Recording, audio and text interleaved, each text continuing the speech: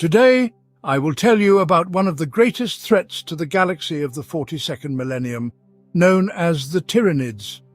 Let's start with who the Tyranids are. The Tyranids are an alien race from another galaxy whose sole purpose is the consumption of all forms of genetic and biological material for subsequent evolution and reproduction. The Tyranids are governed by a collective mind, the location of which is unknown to anyone. Moreover, the very concept of a supreme being controlling the Tyranids seems somewhat otherworldly in the Imperium, given the existence of the Emperor. The Magi of the Adeptus Mechanicus believe that the collective mind may simply be a psychic network that connects the Tyranids and allows them to access collective knowledge about the location of all living beings. Some believe that it is a massive and powerful psychic monster that merely uses the Tyranids as its slaves and puppets. Others believe it is one of the Old Ones who initiated a project to cleanse the galaxy of life, and especially Psychers to calm the war. Only a few Psychers have managed to glimpse into the mind of the Hive. One of them was Varro Tigurius, the chief librarian of the Ultramarines chapter.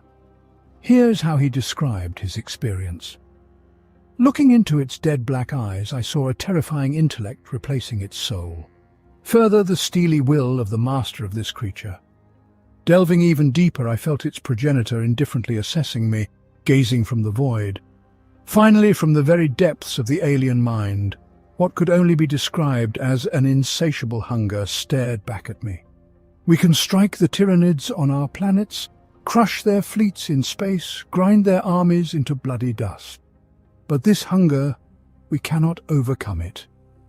Initially, the Tyranids traveled to our galaxy from afar, possibly from another galaxy, journeying through the cold void of space for tens of thousands, perhaps even hundreds of thousands of years. No one knows where the Tyranids came from or how they arrived here. However, there are many diverse theories about this. Some think they're attracted to the Astronomicon, a psychic navigational beacon created by the Emperor of Mankind and maintained by Psychers on Terra for navigating the warp. They say the Emperor still controls the Astronomicon, which is why its light remains so strong. This might have attracted the swarm from another galaxy. Some believe that the Tyranids are simply mindlessly advancing, consuming everything in their path, entire galaxies, and billions of sentient species.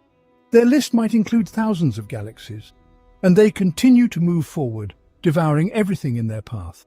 There is also a theory that an even greater threat forced the race to flee from their established places in search of a new home. But it is difficult to even imagine what this threat could be. The simplest theory states that everything is due to a biotechnological device created by an unknown Xenos known as the Beacon, Pharos. The Necrons created Pharos long ago to travel long distances without the warp. But during the Horus Heresy, the Necrons were asleep, yet a brave man named Barabbas Dantioch of the Iron Warriors Space Marine Legion found the Pharos so that Robuta Guilliman could use it to gather the scattered loyalist forces in Imperium Secundus. The Pharos became the subject of battle when the Night Lords became determined to claim it in order to find Conrad Kurz. In the ensuing battle, Dantioch overloaded the device to defeat the traitors. The overload was so powerful that it attracted the Tyranids. They noticed the light and arrived for a feast several thousand years later. The first officially recorded contact with the Tyranids for the Imperium of Man came during a Tyranid attack on an ocean world called Tyran, and from there Hive fleet behemoth continued directly towards the center of the galaxy, consuming all the worlds in its path. Tyran was absolutely undistinguished. It was simply a small world, 80% covered in oceans with billions of underwater creatures. It was located on the eastern fringe of Ultramar 60,000 light-years from Terra, where the Adeptus Mechanicus of the Imperium of Man maintained a small research station. At the station, the Mechanicus studied uncharted sectors at the edge of the galaxy. Never were there more than a few hundred explorators at the same time. At the moment of the swarm's arrival on Tyran, the command was held by Magos Varnak. He never expected to encounter Hive fleet behemoth near his planet, and experienced the full agony of the Great Devourer's invasion. In his final transmission he said, "We cannot live through this. Mankind cannot live through this. In a single day they have covered this planet with a flood of living blades and needle-fanged mouths. Now Tyran is a dead world. Thanks to the planet Tyran, the Tyranids received their name and classification in the Imperium. Hive fleet behemoth was defeated in the Battle of Macragge in the year 745 of the 41st millennium. Let us talk about the main adversary of the Tyranids, named Cryptman, Inquisitor Lord of the Ordo Xenos. He had long been gathering information about various anomalies on the eastern fringe of the galaxy, and one day received data about a strange phenomenon resembling a swarm, which was moving toward the Tyran system.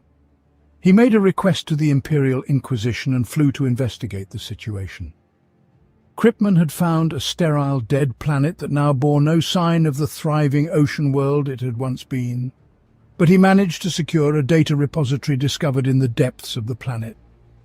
There was information about the phenomenon that Cryptman named Shadow in the Warp, and he classified the threat itself as the Tyranids.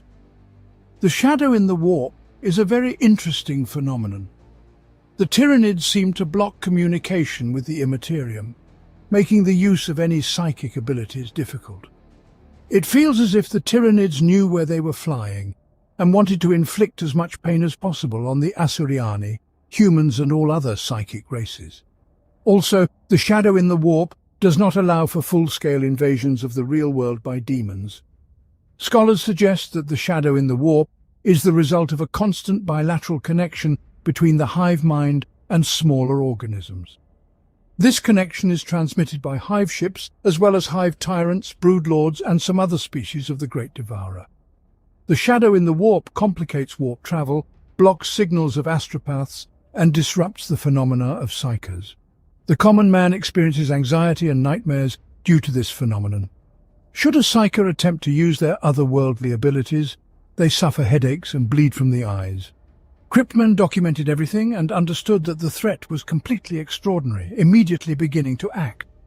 Sending all information to the Ordo Xenos, he received orders to fly immediately to Ultramar to Macragge in order to find and destroy the Tyranid fleet. Cryptman attempted to warn Marneus Calgar, but he remained calm about the impending threat, even as the nearest planet to Marneus Calgar, Prandium, was consumed. In the end, the Ultramarines triumphed, but at the cost of thousands of fighters. After this clash, Cryptman continued his study of the Tyranids and the search for means of their total annihilation. Despite the fact that Hive Fleet Behemoth was essentially destroyed, it broke into small fragments, which greatly aided Adeptus Mechanicus with biosamples for the secret project the Anphelion, created to study and find ways to exterminate the Tyranids. This happened in the year 1850 of the 41st millennium. It all ended when the creatures broke free and killed all the Mechanicus as well as the Imperial Task Force.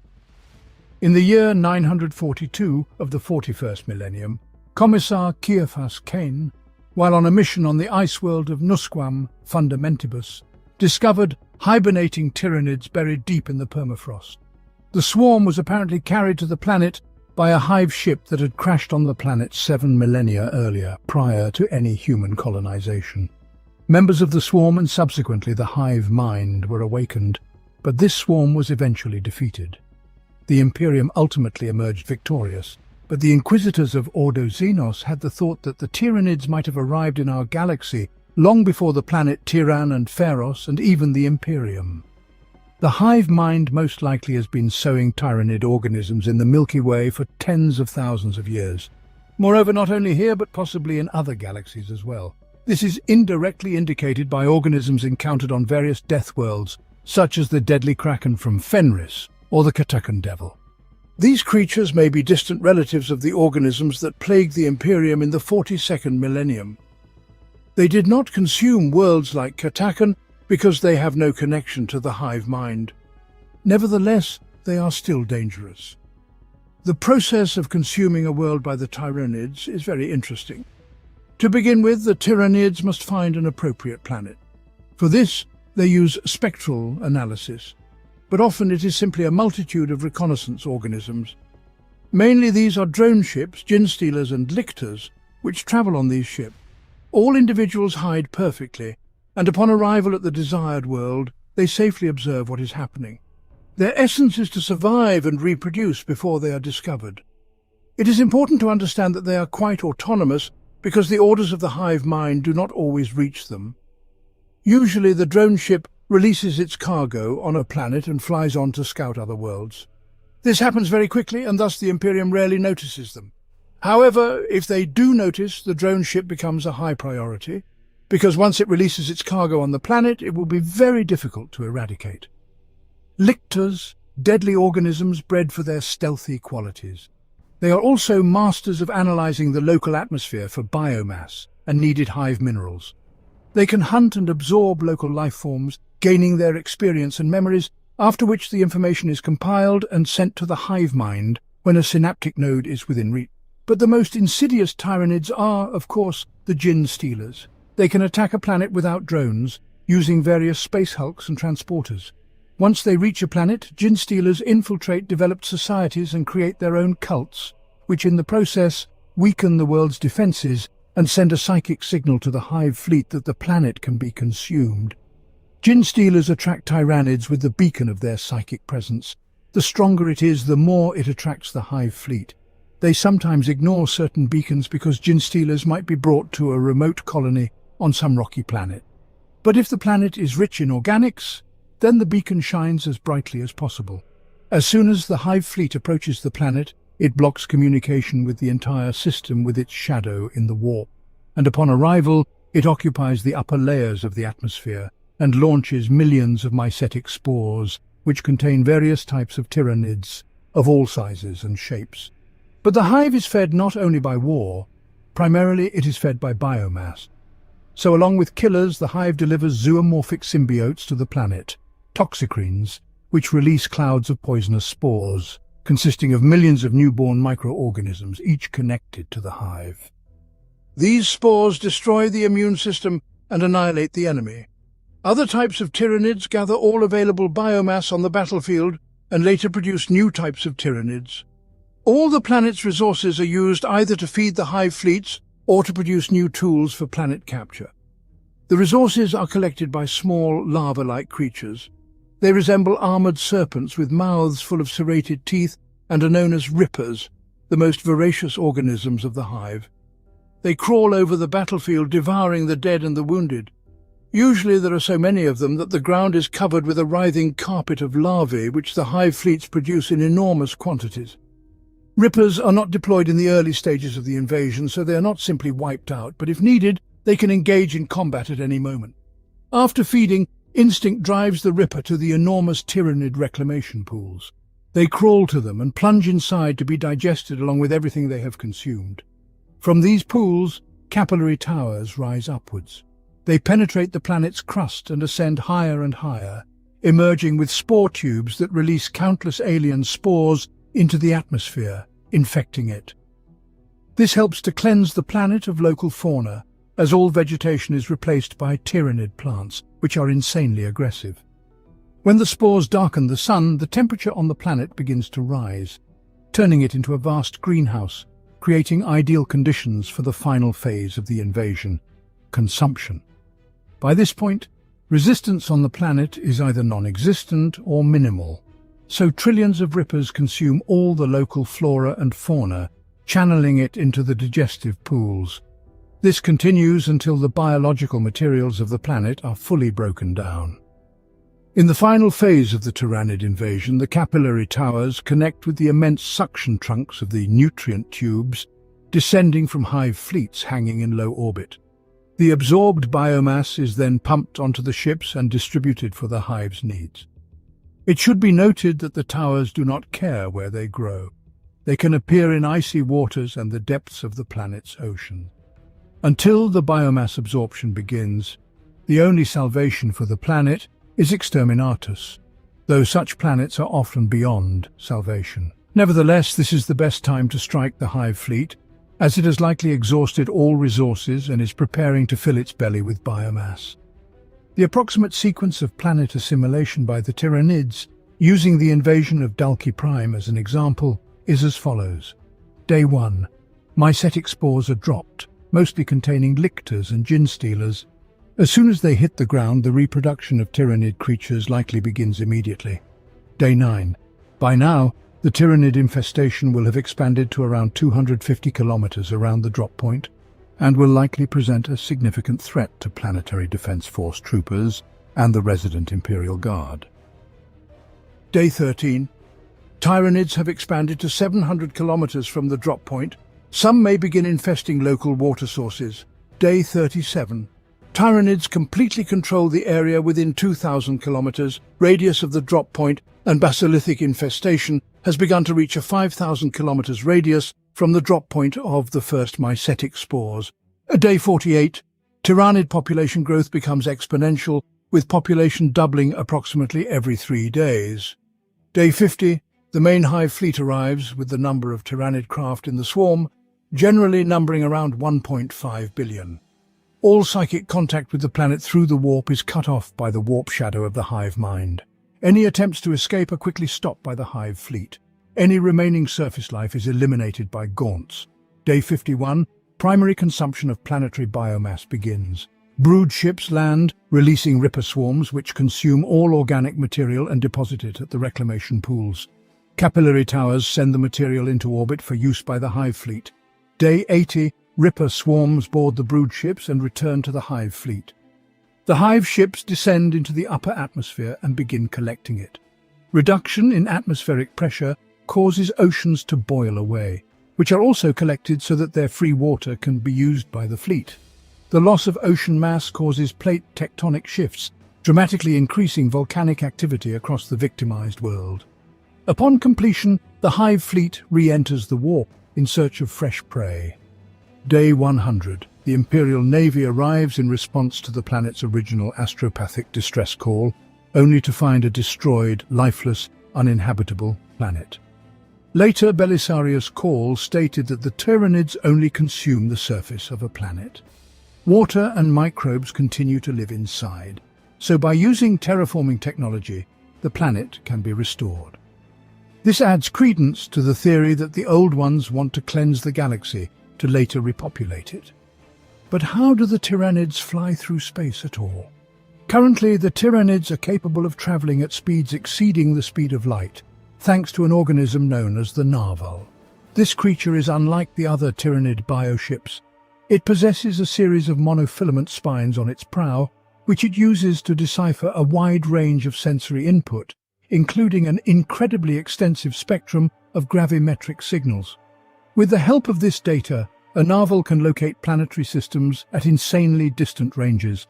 Subsequently, by utilizing the gravity of this system, it creates a transit corridor of compressed space, through which each narval and nearby ships traverse vast distances.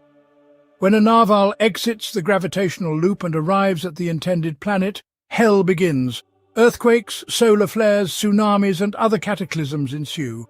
Of course, there are drawbacks to this method of travel. It cannot be used near a strong gravitational anomaly because such anomalies disrupt the narval's data. If there is an obstacle during the journey, the Tyranids travel much slower and may take decades to complete their journey. It is important to understand that the Tyranids are not limited to the Hive fleet Behemoth alone. Behemoth is generally controlled by the unified will of the Hive mind and consists of billions of living creatures. There are enormous and powerful beasts that control everything, and smaller ones that kill and devour. Humanity never discovered the location of the entity controlling the Hive fleet. The primary base of the Tyranids consists of 3 fleets: Behemoth, Leviathan, and Kraken. You already know the fate of Behemoth. However, the other 2 fleets were more successful. For instance, the Hive fleet Kraken, which, by the way, was the second major Tyranid fleet to invade the galaxy.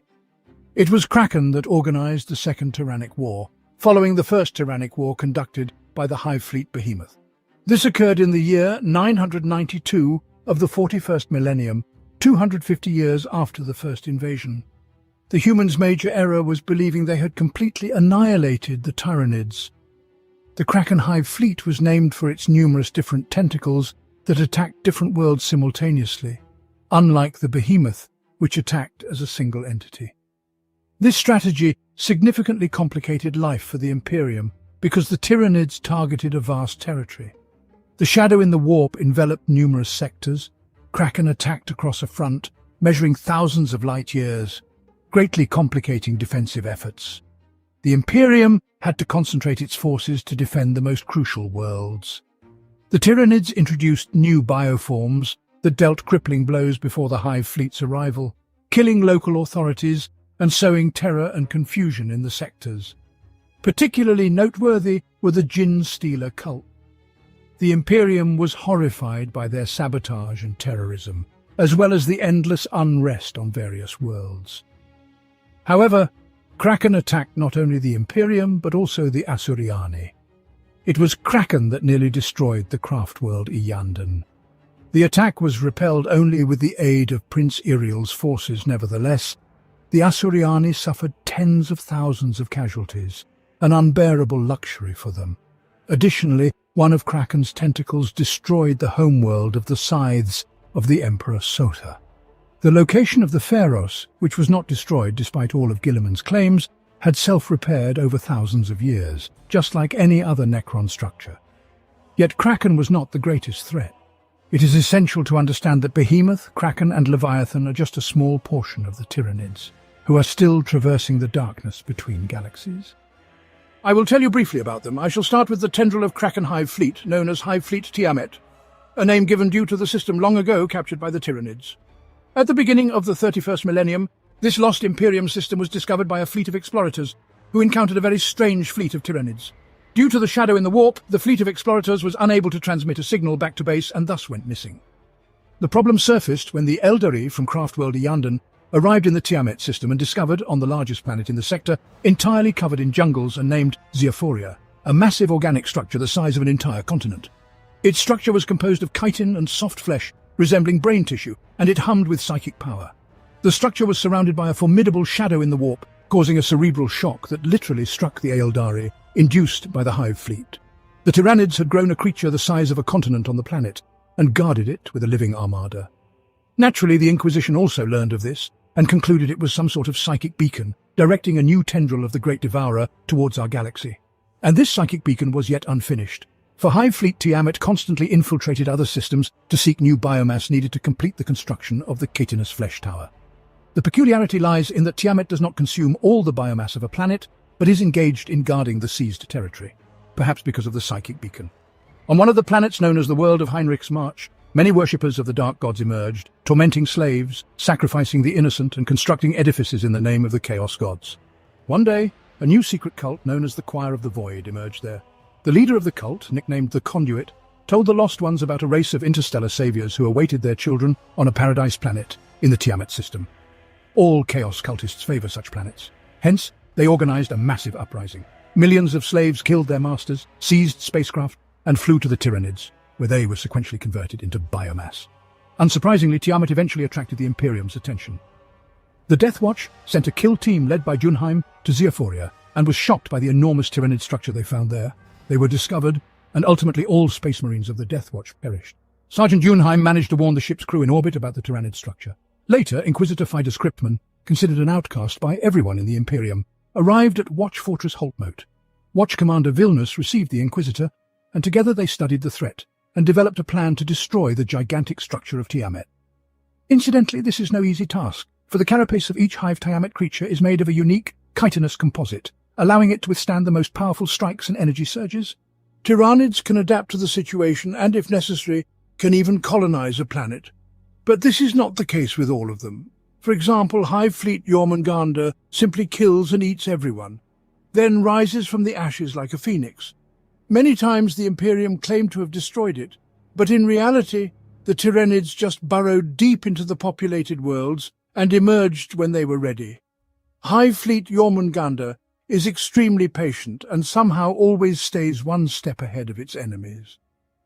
For planetary assaults, Hive Fleet Jormungandr tries to stay away from defensive systems, hurling various cosmic debris at the planet. It accomplishes this with tendrils on the outer hulls of the ships. Of course, most of the debris bombs are shot down by planetary defenses, but some reach the surface. Jormungandr places Ravener, Moloch and Trigon within the debris-filled asteroids. As soon as the asteroid reaches the ground, the creatures dig into the soil and begin tearing tunnels beneath the main defensive structures. If detected, they simply burrow deeper underground. This way, the Tyranids of Jormungandr can wait for months or even years. And when the planetary assault is ready, they simply emerge from the ground and devour everyone. A similar situation occurred on the world of Gedron II. Hive Fleet Jormungandr hurled asteroids at the planet and retreated. The local governor declared victory over the invaders, while the Tyranids infiltrated the lower levels of Gedron II's defences and devoured everything. Then the main fleet appeared in orbit and finished the job. Another advantage of Jormungandr is the fact that it does not attack well-fortified outposts, instead consuming various smaller border worlds. They are not well defended, and over time the fleet accumulates mass. Jormungandr also likes to set traps directly on space stations. Once Battlefleet Gamik was dispatched to the planet Sarposia. A call for help had come from there.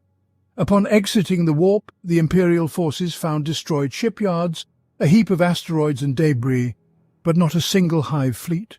The fleet slowly entered the asteroid field, and the officers realized that all the asteroids around were teeming with Tyranids. As a result, Battlefleet Gamik was completely destroyed.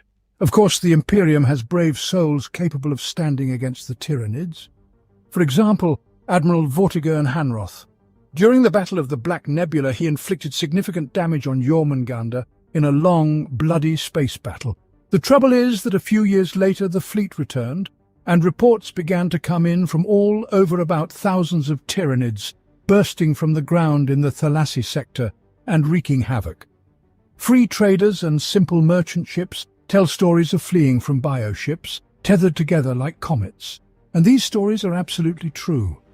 The Tyranids have a fleet called Gorgon. For a long time, Gorgon tormented the eastern fringe, harrying the colonies of the Tau Empire.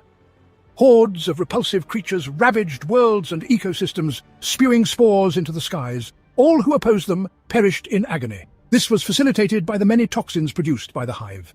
The fact is that absolutely every organism produced by Hive Fleet Gorgon carries within itself a poisonous gland filled with sentient spores that quickly develop and become what is needed, depending on the target of the attack. When the spores attack prey, the absorbed matter enters the spore tubes of toxicrines. Hive tyrants also collect it, allowing the entire swarm to gather information about the biomass composition through the synaptic network. After this, the Hive fleet quickly adapts, alters its structure, and produces new, more suitable poisons and toxins. Hive Fleet Gorgon decimated the colonies on world Shadrag and numerous smaller outposts. But upon reaching the Tau colony of Kamais, they encountered awakening Necrons on a dead moon who fought back against the Hive fleet. The Tau were ready to praise their saviors, but the Necrons captured the Tau inhabitants. Fleet Gorgon was pained, but continued to annihilate the Tau inhabitants. An Imperial Navy fleet sent into the warp more than 150 Terran years before to support the then ongoing Damocles Gulf Crusade arrived at Kelshan, but they too knew nothing about the Tyranids. The fleet was commanded by Castellan Krask, and he was greatly surprised by Hive Fleet Gorgon. The Tau and the Imperium had to combine their efforts to repel the Tyranids. Both sides suffered significant losses, but destroyed the majority of the Tyranids. At some point, the armies of the Tau and the Imperium believed they had eradicated all the Tyranids in the area. In reality, Hive Fleet Gorgon reappeared several decades later, encountering the plague hulk, Vomnivorak. This was a rather humorous sight, the poisonous Tyranids attempting to kill the followers of Nurgle with poison. It might seem absurd, but after consuming a couple of plague marine bodies, Fleet Gorgon released a new toxin. Using it, the Tyranids easily defeated the Heralds of Nurgle because their skin and flesh simply slid off their bones. Currently, Hive Fleet Gorgon continues to torment Imperial worlds. On their path, the Pagrius system, known for its fertile agri-worlds, was destroyed. Not all Tyranids are pleased with the followers of Nurgle. For example, one of the tentacles of Leviathan, known as Lotan, collided with the jungle world of Hesp against the Vectoriums of the Death Guard's 4th and 7th, who began bombarding the Tyranids with viral bombs and infecting them with demonic diseases. Tyranids actually started launching their poisonous spores first. The problem is that the jungle world of Hesp is left as an endless sea of toxic slime, too virulent for even the Hive fleets to devour. Now you ought to know about Hive Fleet Naga. The Eldar referred to Naga as Tyranid. The Imperium generally paid no attention to it, considering it merely a fragment of Behemoth. wandering through space and soon to die of starvation. The fact is that in the early years of the Tyranid invasion, few believed there were other Hive fleets of the Tyranids. They seemed too terrifying. Additionally, the Tyranids of Naga were in poorly explored regions of the Imperium and did not attack central worlds. The only place where Hive fleet Naga ventured was the Ibaric cluster. However, given the raging warp storms there, no attention was paid to it. The downside was that when the storms subsided, there were no living humans left in the Ibaric cluster, nor were there Tyranids. The High Lords of Terror read the reports, stamped them, and forgot all about it. The Asuryani suffered the most damage from Hive fleet Naga. They lost 2 maiden worlds and 7 Exodite worlds. If Naga had advanced further, it would have been the Tau Empire's turn to suffer. We owe it to the Asuryani that Hive fleet Naga did not reach the Imperium. When the Tyranids attacked the Exodite planets, several craft worlds immediately united and sent their forces to repel the enemies. These were Idharai, Iyandan, and Malantai. In the end, Fleet Naga was engaged by the warships of Idharai and Malantai, but Fleet Naga decided to split into 2 parts, one heading towards the world of Halathil, which immediately began being bombarded with mycetic spores. The Asuryani, of course, do not give up easily, so they fought as fiercely as possible. Exodite Lord Yanil battled a Hive tyrant in a duel in which he perished, taking the heinous Tyranid with him. It was here that a young Prince Iriel rose to prominence, as Iyandan arrived to assist under the command of Admiral Drashs. Admiral Drashs died in battle right on his ship, and Iriel took command, finishing off the Tyranid ships. Unfortunately, the young prince was too late. On the planet, the World Spirit Shrine was finally taken. Overwhelmed by rage, Iriel gave the order to scour all life from Halathel.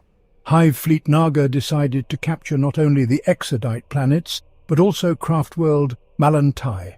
A lone and wounded bioship appeared above the battered craft world and launched a few mycetic spores into it, after which contact with Malantai was lost. The culprit was the fierce zoanthrope known as the Doom of Malantai. Had it not been for the forces of Prince Iriel and Iyandan, Hive fleet Naga might have continued its victorious rampage. But the Asuryani prevailed and defeated the last Hive tyrant in the battle at Sorrowforge Pinnacle.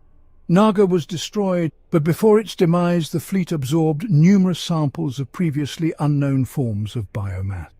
Thanks to this, the Hive mind gained extensive knowledge about the Asuryani. Now let's talk about Hive fleet Hydra. This particular Hive fleet specializes in seeking out the remnants of other great fleets and devouring them, assimilating their genetic memory. There is no mercy from Hydra for any Tyranids encountered along its path. They simply love consuming their own kind. Imperial citizens, upon spotting Hive fleet Hydra on the horizon, might think it is not a problem. How could one fear such a small band of Tyranids? This is the primary mistake of those who encounter Hydra. As the Hive fleet approaches its victim's world, it begins to seed its atmosphere with thousands of spore clusters, each containing dozens of hormagaunts and other creatures. When the local defensive forces begin to attack the Tyranids' Hydra, each dying organism emits a synaptic impulse akin to a psionic scream right before death. Upon hearing this, the spores hovering above the ground begin to drop their live cargo. You kill one Tyranid, and in its place, a dozen more appear, and all of them rush towards the source of the call. The primary stratagem of Hydra is that the Hive fleet prefers to arrive in sectors that have recently repelled an attack from a major Hive fleet. When the weakened and exhausted defenders face a new threat, they simply do not have the strength to overcome it. Additionally, Hydra Tyranids devour the remains of their kin in orbit, aiding in their assault against the planet's defenders. As you know, the Imperium has numerous scholars attempting to find ways to deal with the Tyranids. For instance, Magos xenobiologist Ekros van Zendrecht believes that the consumption of their kin by the Hydra fleet leads to a new stage of the Tyranids' invasion. Hydra learns and prepares new fleets to attack places where they previously failed to achieve victory. Once, Ekros van Zendrecht dispatched research vessels to the Losis system to study Hydra, where the Hive fleet was consuming the world of Korstock. The ship studied the Tyranids, observing how they devoured civilians, all in the name of science. Hive fleet Dagon. This Hive fleet is different, and the defenders of the Jericho Reach quickly began to distinguish it from others. It was quite simple. Firstly, the Dagon Tyranids exhibited some extraordinary adaptation abilities. After each consumed world, they became increasingly difficult to subdue. Moreover, they were particularly determined to conquer the entire Jericho Reach, creating new and horrific creatures continuously. Dagon's evolution was so rapid and ruthless that in just a few years, the fleet spawned numerous beings and weaponry that the Imperium had never encountered before. But the main weapon of Hive fleet Dagon became the Dagon Overlord. The Overlord first appeared during the opening days of the Battle for Castabel, leading a mighty swarm against the amethyst spires of the Trimalov Hive, rending through its walls and dispatching its defenders in a month-long orgy of carnage and slaughter. Those who survived the fall of the Hive remember the dreadful beast in nightmare-filled sleep. The Dagon Overlord is in appearance similar to a Hive tyrant, but differs enough to stand apart from its lesser brethren and be remembered by those who see it looming across the battlefield. Covered in slimy plates of chitin that constantly drip and leak fluid, the Overlord projects an aura of horror and menace unmatched within the swarm. Its importance and power are also readily apparent when it strides alongside other Tyranid creatures, its powerful presence emboldening and maddening the lesser creatures more so than would be expected from any link to the Hive mind. Some Imperial Guardsmen have even developed a theory that the Overlord seeks vengeance upon the Imperium for some unknown slight. But such thoughts are best kept unspoken. There are many rumors about how the Overlord came to be. Some believe that the Overlord is a specific genome for the Hive fleet, which existed long before arriving in the Imperium, and that it is an ideal combat form assembled from all known Tyranid knowledge. Be that as it may, the Overlord was observed in almost all the major battle zones of the Orpheus salient, where it, along with its army, conquered Imperial fortifications. This led the Imperium to believe that the Overlord is not the only such Tyranid monster, and this is reasonably logical, for why would the Hive pursue individualism? Its mind will devise a new efficient creature and then mass-produce it. However, the Overlord may also be a being that is constantly reborn in a new body out of vengeance and, of course, immense experience. More than anything, though, the Lord's dream of uncovering Ordo Xenos and the Death Watch, of course, but all attempts so far have ended in total failure and the deaths of battle brothers. Wherever the Overlord is killed, it will resurrect and reappear at the head of its nightmarish Hive fleet Dagon. The next fleet is Hive fleet Kronos, which is relatively small, but renowned primarily for emitting an incredible shadow in the warp. Essentially, it generates a powerful psionic signal that affects vast star systems, preventing ships from traveling in the warp and sending astropathic signals. So strong is the psychic connection between Kronos and the Hive mind that a stifling aura of null power drifts ahead of its invasion swarms, agonizing psychically active foes and draining their spiritual energy to bolster its own hosts. After its appearance, Kronos releases millions of its warriors, as well as organic missiles trying to avoid close combat. This is because the Tyranids know that the Imperium and other races have no particular issues with close combat, so it is better to attack from a distance. It is worth noting that Tyranids generally detest chaos and the warp, as its flows do not provide the Tyranids with food to satiate their eternal hunger. So the Hive fleets bypass areas of the Imperium with raging warp storms. This was the case until the appearance of Kronos. The Tyranids of Hive fleet Kronos devour everything they see, moving along the edge of the Great Rift towards the galactic core. The zones of greatest psychic activity attract the Tyranids of Kronos, where there are more warp storms and demons, as well as planets with cultists and heretics. Generally speaking, the Hive fleet simply consumes everyone it encounters. The organisms spawned by its bioships are perfectly designed to eradicate the taint of the Immaterium. Once, during the Battle of the Wolf's Head, an Imperial Navy fleet under the command of Admiral Grosson is engaging a massive Chaos war fleet at the Wolf's Head Nebula when scores of Tyranid bioships enter the battle. Ignoring the Imperial ships, the Tyranids of Hive fleet Kronos smash their way into the Chaos formation, swarming over the colossal Despoiler-class battleship at its center. Not questioning his good fortune, Grosson unleashes a final salvo and orders the retreat. Hive fleet Ouroboros was created for those who love to fly, as it prefers massed airborne assaults. Its flying creatures dive upon their victims from the sky and tear out their hearts. There are some who believe that Hive fleet Ouroboros was the very first Tyranid fleet to encounter mankind. These theorists cite the ancient histories of Cardinal Miriamulus the Elder, who spoke of a nightmarish legion of winged entities aflame with infernal ague, which savaged the Helican sector sometime in the early 36th millennium. If we were to examine the relics of those times, we could find traces of bioplasma on them, which is typically used by the Tyranids, and a swarm of flying monsters is no small matter. It's difficult to confuse them with anything else. The standard attack of Ouroboros looks like this. Ouroboros favors massed aerial assaults, filling the air with so many gargoyles and harpies that those below must fight in near dark. It strikes swiftly, honing in upon areas of strategic value with unerring accuracy. By slaughtering officers and destroying communications outposts, Ouroboros tears the eyes from its prey, leaving them confused and vulnerable. But the main creatures of Ouroboros appear more primitive compared to other Tyranids. Hence, standard combat tactics simply do not work. The Hive fleet has appeared in utterly diverse parts of the galaxy. In the 36th millennium, Ouroboros fought with the Great Crusade at the edge of the Eye of Terror and was defeated. Thousands of years after that, Ouroboros reappeared on the border of the Thracian sector. It was at this moment that the Hive fleet received the name Ouroboros. To destroy Hive fleet Ouroboros, the best units of the Imperium are dispatched. For instance, the Swarm Crushers, a subdivision of the Astra Militarum's Cadian 14th, which received the name during the Second Tyrannic War. This was because they were masters of destroying Tyranids. But confidence swiftly turns to panic, as the Cadians' tactics have little or no impact upon the Xenos. Pinpoint shots that should have ruptured vital organs have almost no effect, while salvos of airburst shells filled with anti-Tyranid chemicals merely provide cover for the swarm.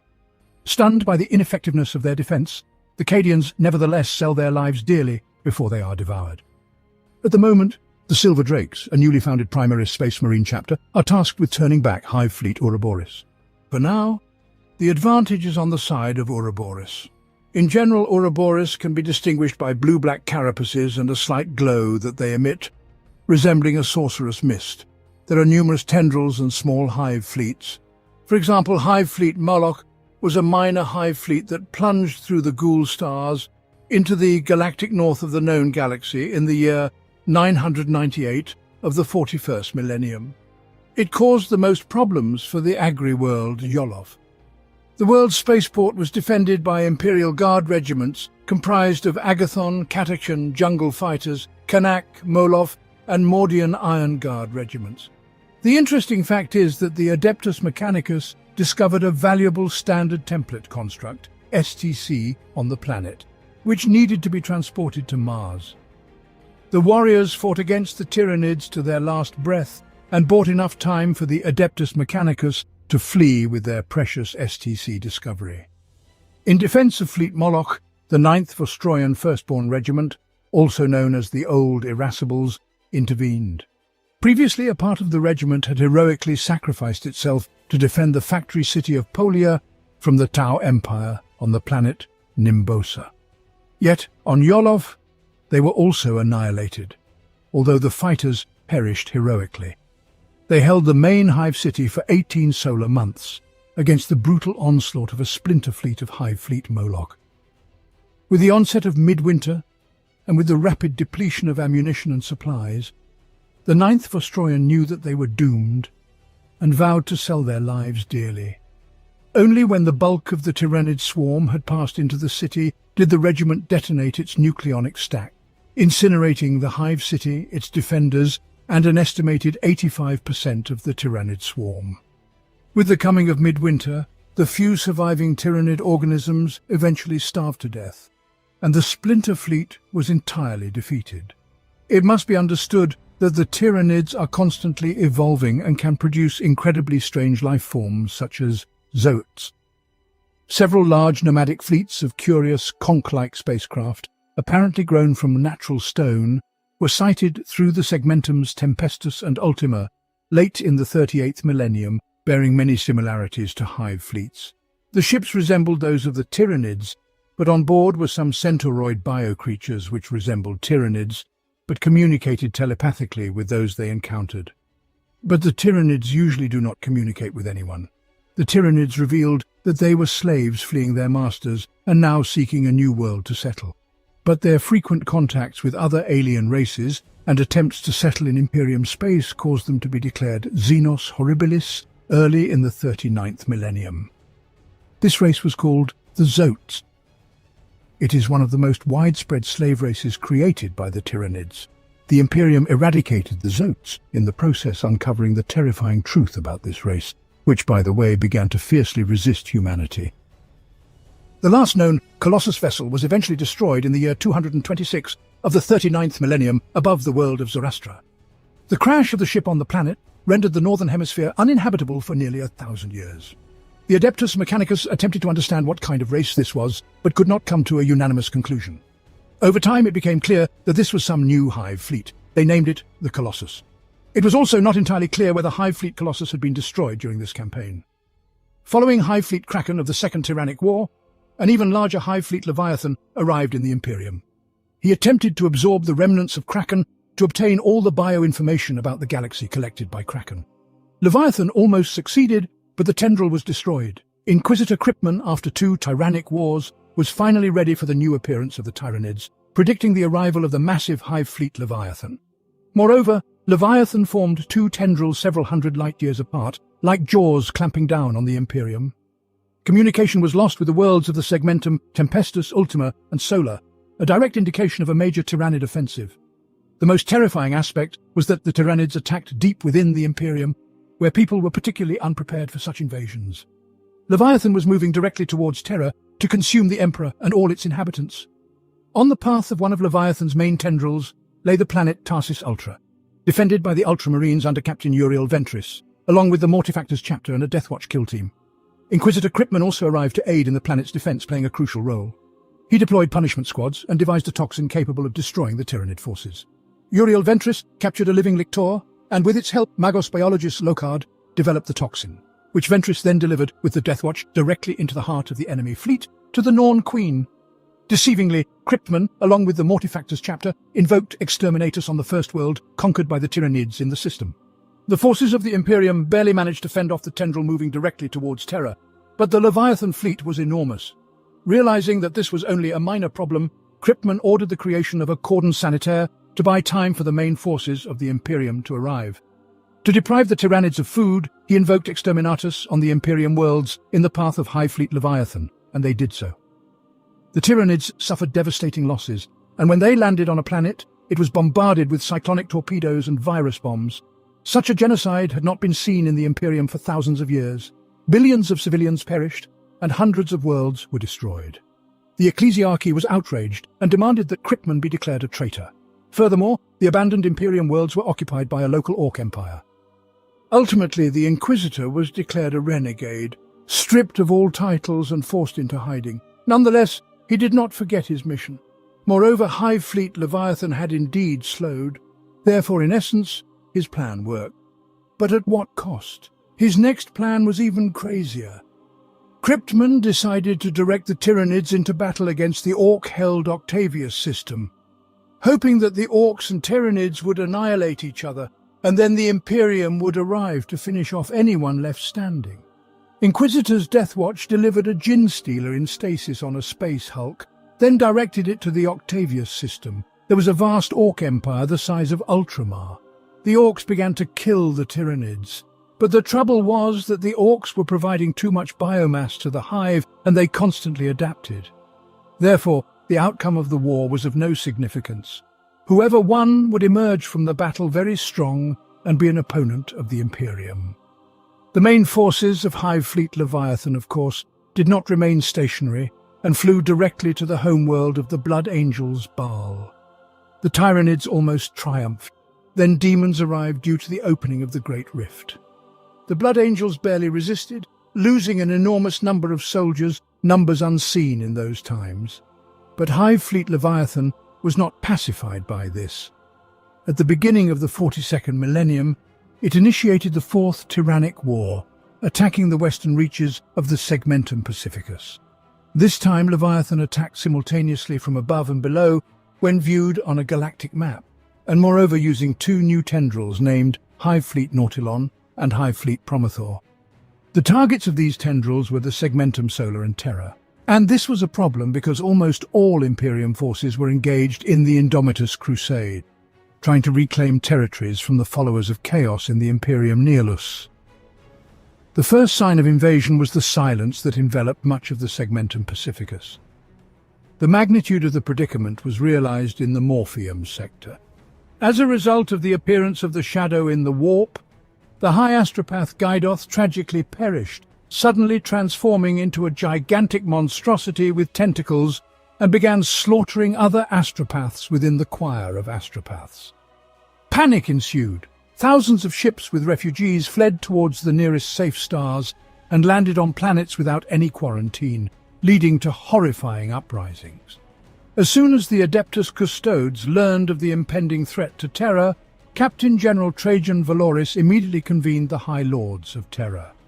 To defend Terra, Valoris, along with Lord Commander Solar Arcadian Leontus, organized the largest mobilization of the 42nd millennium, also forming rapid response forces known as the Soul Blades.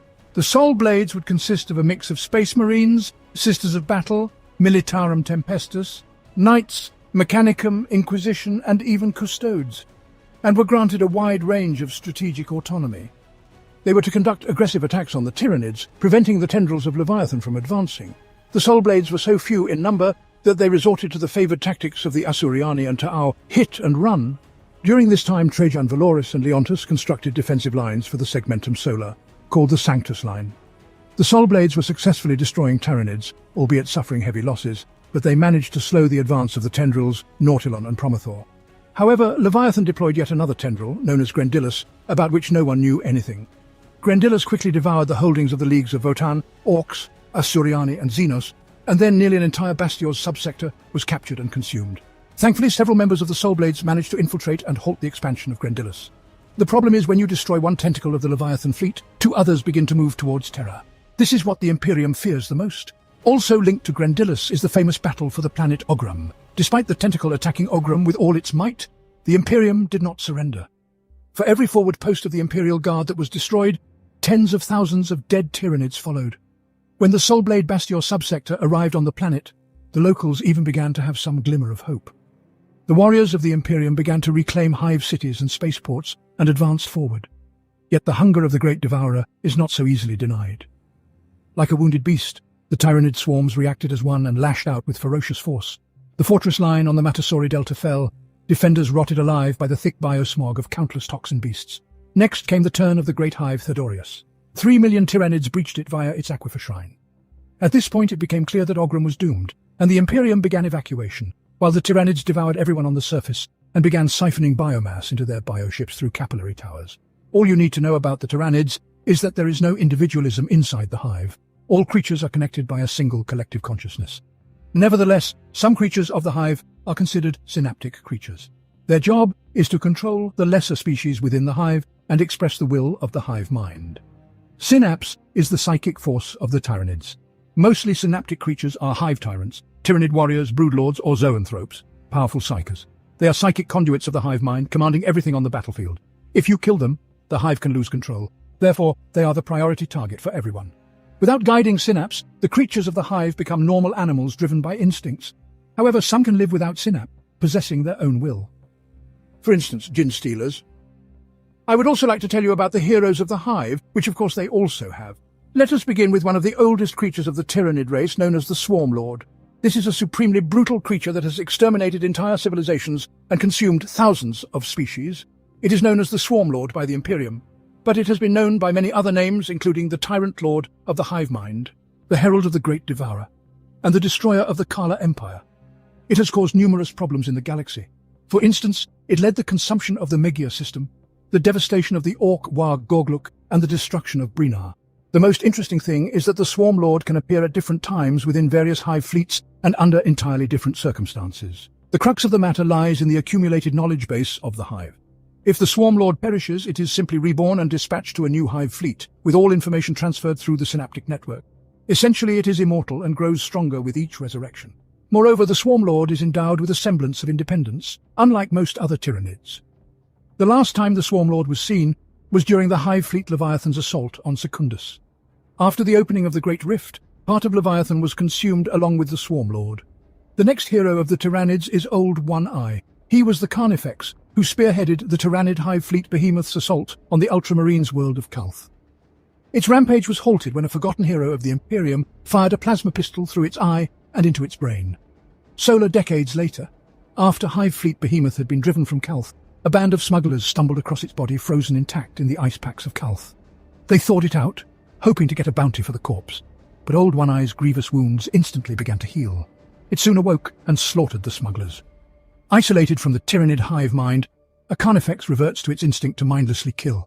And so Old One-Eye's release heralded a series of Tyranid raids on Calth. It was then neutralized by the Ultramarines. Scout Sergeant Telion fired into its eye again during a battle, causing it to fall into a ravine. However, its body was never found, but Old One-Eye, or a Carnifex that resembles it, has subsequently appeared in other Hive fleets. It is constantly killed, only to reappear again. Old One-Eye's ability to heal damage inflicted on it during combat has given rise to theories of it being an unstable mutation, a Tyranid experiment in rapid cell regrowth abandoned by the Hive mind.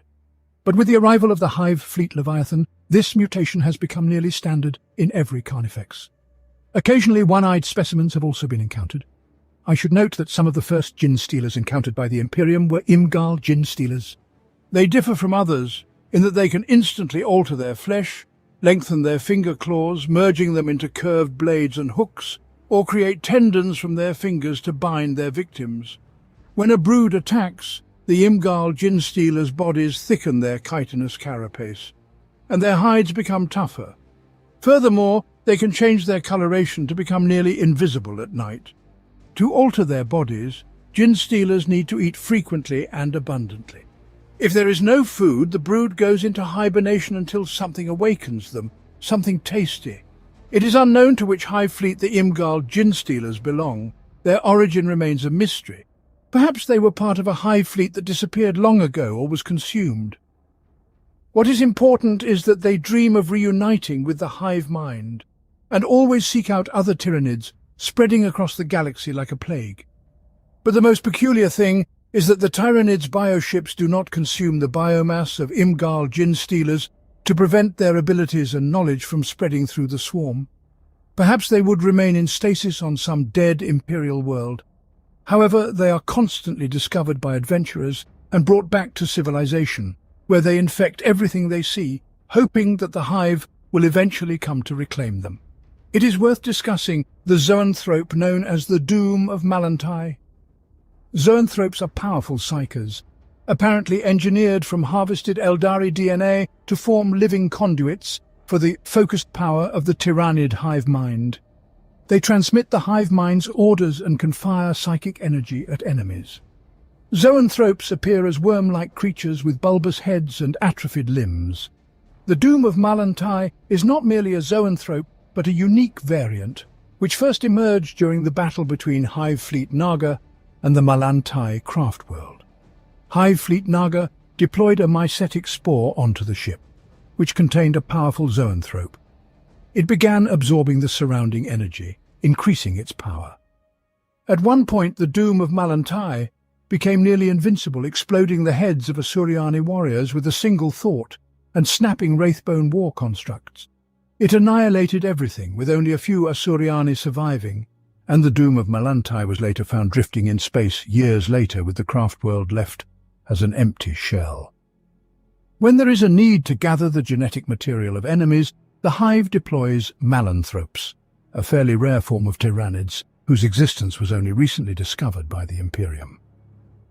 This is because Malanthropes always remain behind the main assault of the Tyranids, and only start their work when the number of enemy soldiers is significantly reduced.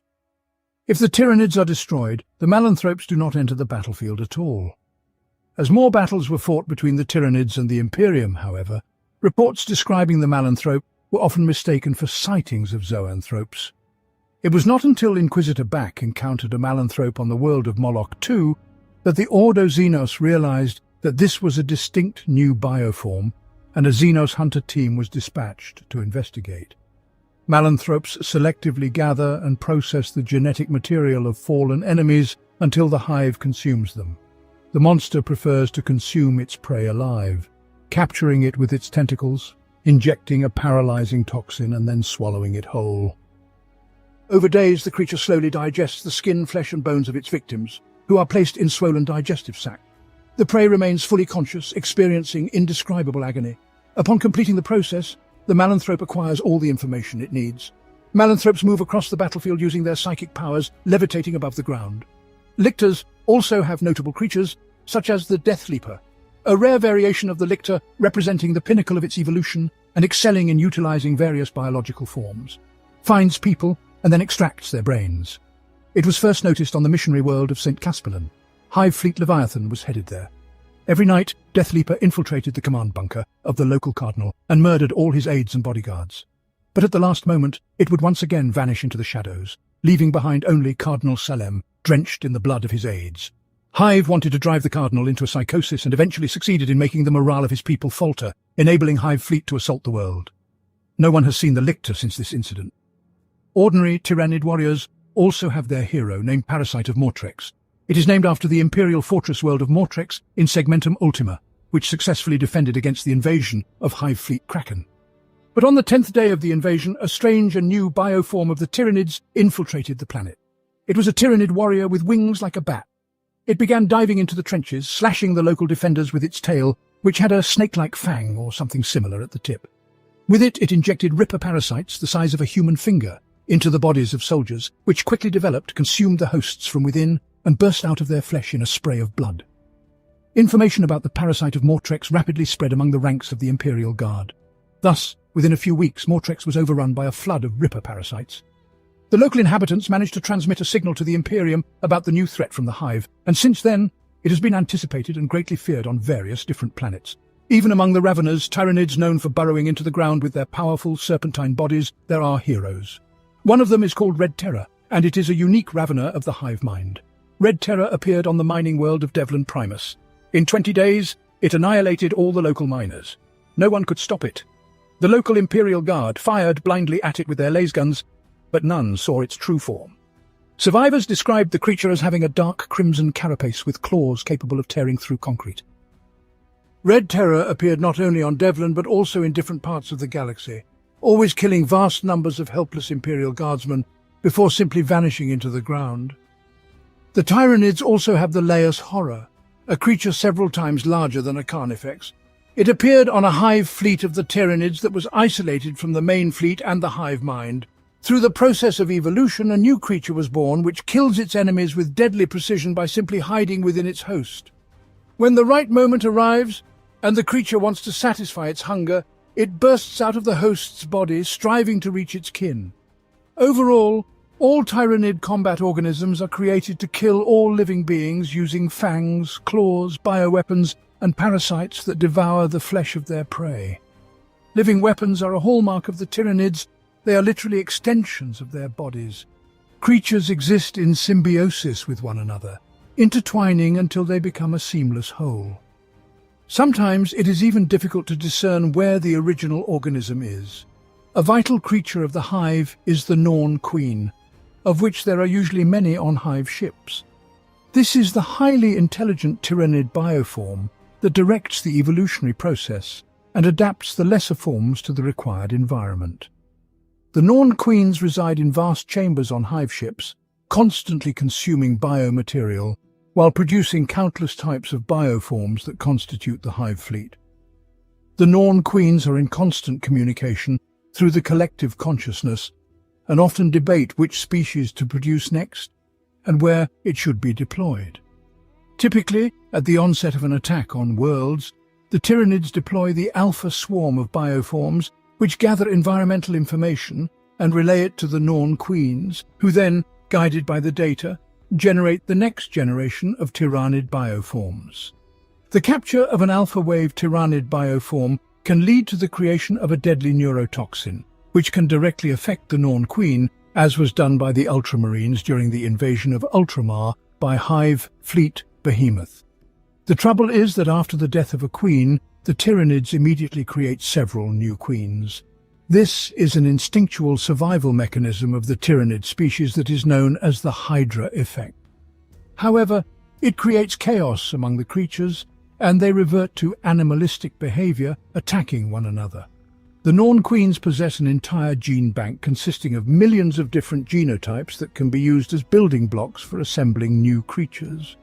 Most Tyranid bioforms are born in the form of tiny grotesque larvae or eggs that must develop until they hatch and grow into their mature and adult forms. The Norn Queen has the Norn Emissary, a true Tyranid warrior larger than even a Hive tyrant. Emissaries combine brute strength with incredible psychic power. They were evolved for the singular purpose of preying on gifted enemy commanders or abducting knowledgeable prey from heavily defended strongholds.